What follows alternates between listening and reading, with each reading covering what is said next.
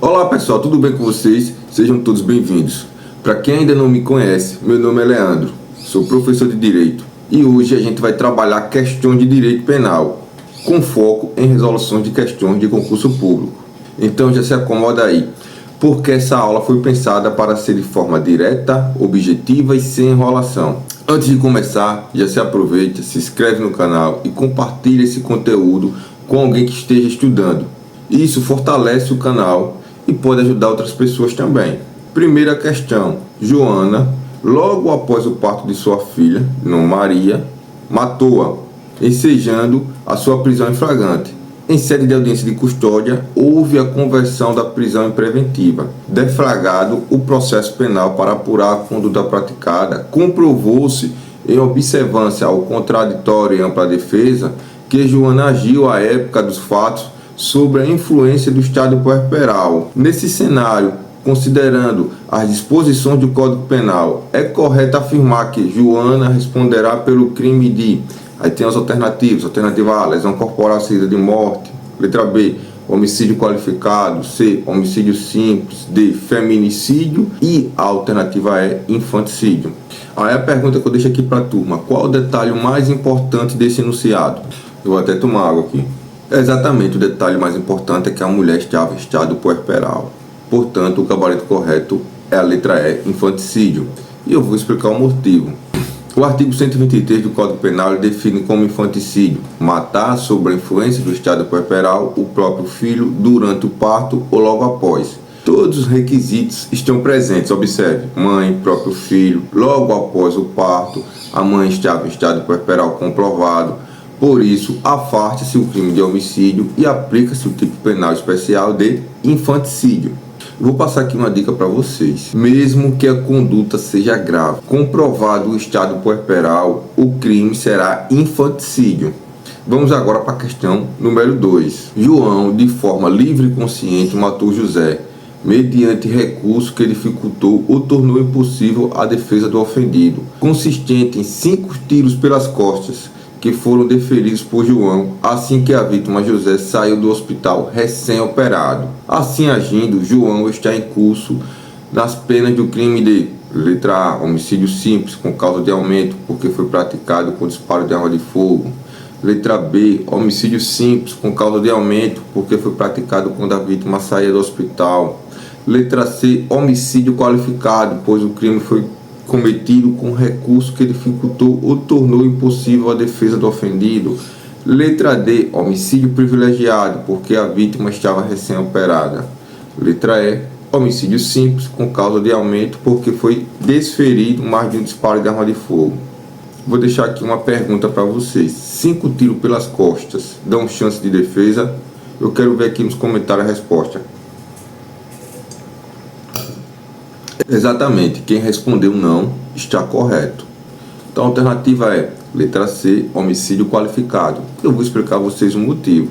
Se a gente observar o artigo 121, parágrafo 2º, inciso 4 do Código Penal brasileiro, ele informa que o recurso que dificulta ou torna impossível a defesa da vítima é qualificadora, não causa de aumento de pena. Portanto, fica a dica: se a vítima recebeu tiro pelas costas em fator surpresa, isso é um homicídio qualificado. Então, pessoal, se a resolução de questões aqui está te ajudando de alguma forma, já deixa o like, se inscreve no canal e compartilha com um colega que está estudando. Vamos agora para a terceira questão. Caio, em cumprimento de pena em uma unidade prisional no interior do estado da Bahia, agindo com dolo de matar, efetuou 2 golpes de arma branca em detrimento de João, policial penal que se encontrava de plantão no sistema prisional por ocasião do serviço. Muito embora tenha sido socorrido, o agente público faleceu a caminho do hospital. Nesse cenário, considerando as disposições do Código Penal, é correto afirmar que Caio responderá pelo crime de... Aí vem as alternativas. Alternativa A, lesão corporal seguida de morte, majorado por ter sido praticado contra integrante do sistema prisional no exercício da função. Letra B, homicídio qualificado por ter sido praticado contra integrante do sistema prisional no exercício da função. Letra C, homicídio simples, majorado por ter sido praticado contra integrante do sistema prisional no exercício da função. Ou letra D, lesão corporal seguida de morte. Letra E, homicídio simples. Vou deixar uma pergunta aqui. a condição de vítima influencia aqui no tipo penal? O que é que os senhores acham? Muito bem, quem respondeu sim está correto. Vamos explicar aqui aos senhores o motivo.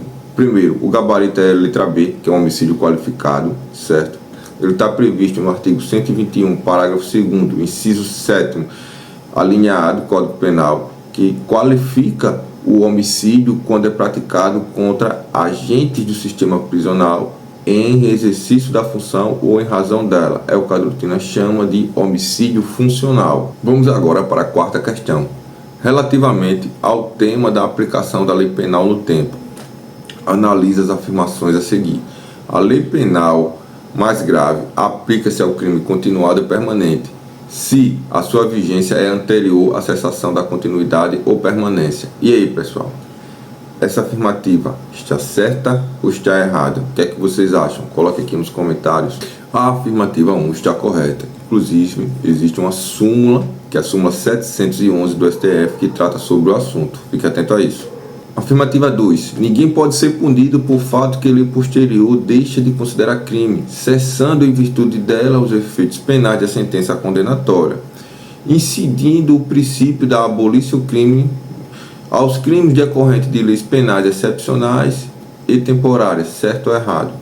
Pessoal, está errado, porque o abolição crime ele não vai incidir sobre leis temporárias ou leis excepcionais, tá? Fica atento a isso. Agora vamos para o terceiro item. A lei posterior, que de qualquer modo favoreceu a agente, aplica-se aos fatos anteriores, ainda que decididos por sentença condenatória transitada e julgado e já iniciada a execução da pena. Essa afirmação está certo ou errado? Vocês percebam que a afirmativa 3 está correta, pois a lei penal mais benéfica, ela retroage, inclusive se tratando de coisas julgadas. Então a gente vai analisar qual das alternativas abaixo é o gabarito da questão. Então a gente observa que a resposta correta é a letra C, porque as únicas alternativas corretas são o item 1 e o item 3, tá certo? Vamos agora para a questão número 5. Joana caminhava pela rua quando percebeu que um cachorro de grande porte se desenvencilhou da coleira do seu dono e correu ferozmente em direção a uma criança que brincava na calçada. Com o objetivo de proteger a criança, Joana atirou uma pedra na cabeça do cachorro, que veio a falecer. Considerando os fatos acima, Joana agiu em estado de necessidade, que afaste a culpabilidade de sua conduta. Letra B. Legítima defesa de terceiros, que afaste a tipicidade da conduta. Letra C. Estado de necessidade, que afaste a ilicitude da conduta. Letra D. Legítima defesa de terceiros, que afasta a ilicitude da conduta. Ou é estado de necessidade, que afasta a tipicidade da conduta.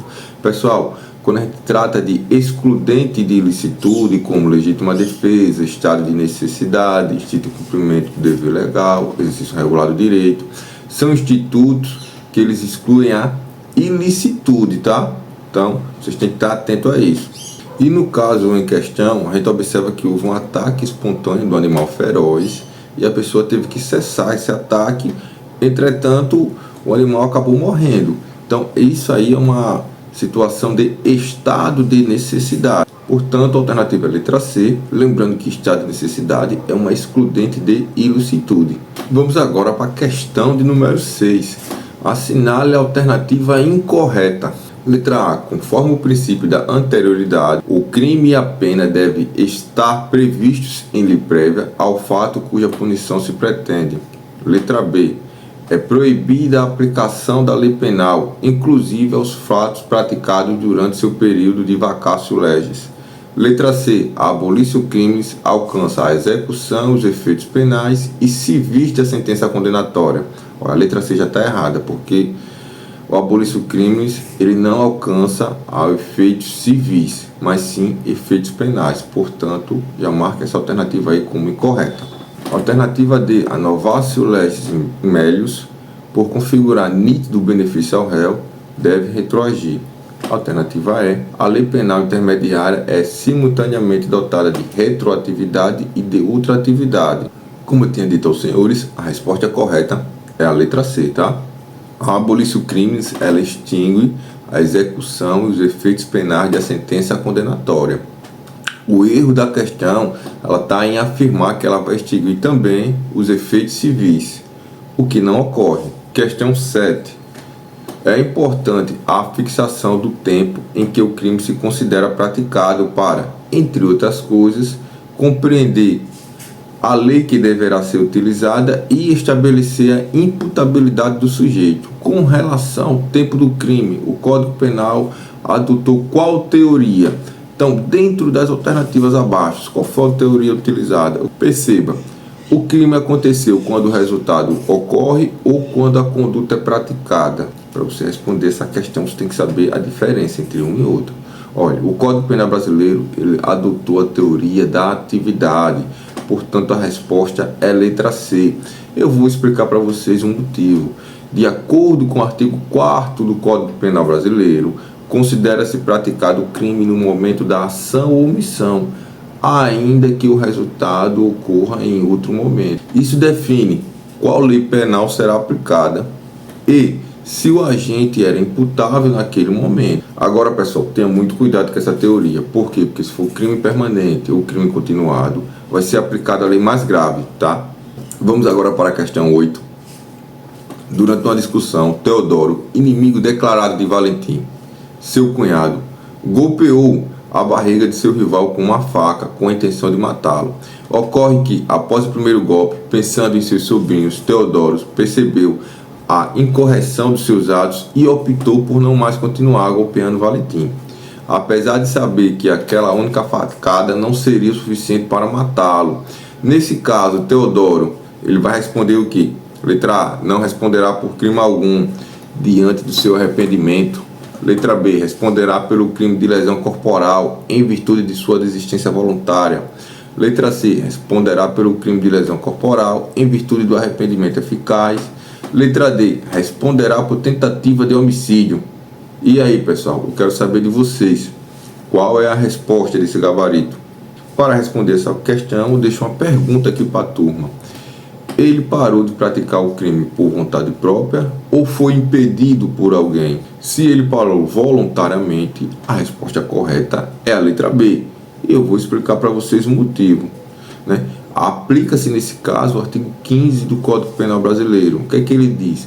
Quando o agente voluntariamente desiste de prosseguir na execução, ele responde apenas pelos atos já praticados. Aqui, o ato praticado foi lesão corporal. Por isso, ele vai responder por lesão corporal. Questão número 9. Não constitui crime a ação do agente penitenciário que encarcera criminoso, do policial que realiza um flagrante delito e do policial que conduz coercitivamente uma testemunha que, após ser devidamente intimada, nega-se a comparecer em juízo, desde que em nenhuma delas ocorra excesso, justamente por serem hipóteses de causa de excludente de ilicitude. Acerca desse tema, é correto afirmar que as hipóteses relatadas configuram, ele quer saber, das excludentes de ilicitudes, qual delas vai ser utilizada? Vai ser utilizada uma legítima defesa, um estado de necessidade, um exercício regular do direito, o estrito cumprimento do dever legal. Então, deixa eu perguntar aqui, esses agentes, eles estão cumprindo a lei ou eles estão fazendo um favor? Se você souber responder isso aí, você vai acertar a questão.